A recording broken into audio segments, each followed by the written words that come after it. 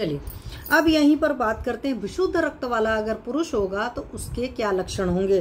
तो विशुद्ध रक्त वाले पुरुष के लक्षण में है कि प्रसन्न वर्णेंद्रिय।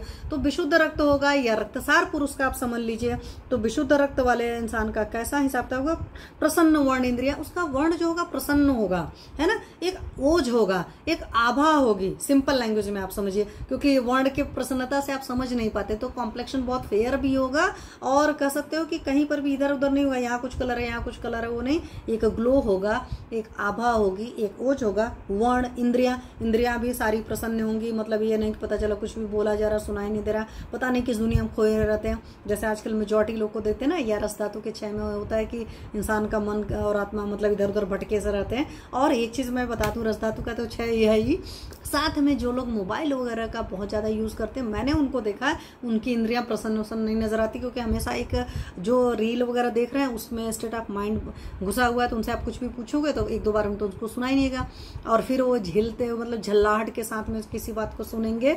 तो उनका एक चीज समझो, स्क्रीन वर्क से ऐसा नहीं कि सिर्फ आपकी आंखें खराब होती हैं, आंख कान सबकी पावर और खत्म हो जाती है, एकदम सिंपल लैंग्वेज में अगर मैं कहूँ तो, ठीक है। और उनका न प्रसन्न वर्ण दिखता है ना इंद्रियां दिखती हैं। तो ये आपके मोबाइल का बहुत बड़ा ड्रॉबैक है, या स्क्रीन का है, जिसको कहते हैं कि ग्रीन होना चाहिए लेकिन स्क्रीन है। तो प्रसन्न वर्ण इंद्रियम इंद्रियार्थान अव्याहत है। और पाचन जो है, जो पाचकाग्नि है, वो भी आपकी बहुत सही सही होगी। अगर आपके अंदर रक्त धातु सही होगा तो आपकी पाचकाग्नि भी सही होती। सुखान्वितम, सुख होगा, मतलब आप सुखी फील करेंगे।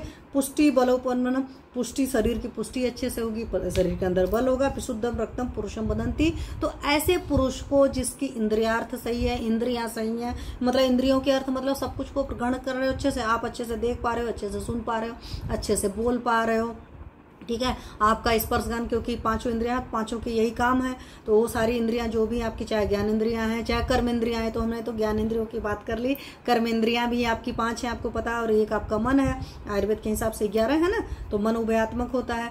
तो ये आपकी चाहे ज्ञान इंद्रियां हो चाहे कर्म इंद्रियां हो, वो प्रॉपरली काम कर पा रही, प्रॉपरली चीजों को समझ पा रही, आपकी आंखों में एक चमक है, आपका फेस पर ग्लो है। तो ये सब सारी चीजें कब है, जब आपके अंदर विशुद्ध रक्त है और सारा पोषण आपके अंदर अच्छे से हो रहा है, पुष्टि बहुत अच्छे से हो रही है, बल आपके अंदर है। तो ऐसे इंसान को तभी आप समझेंगे कि वो इंसान रक्त विशुद्ध है, या उस इंसान के अंदर प्योर रक्त है।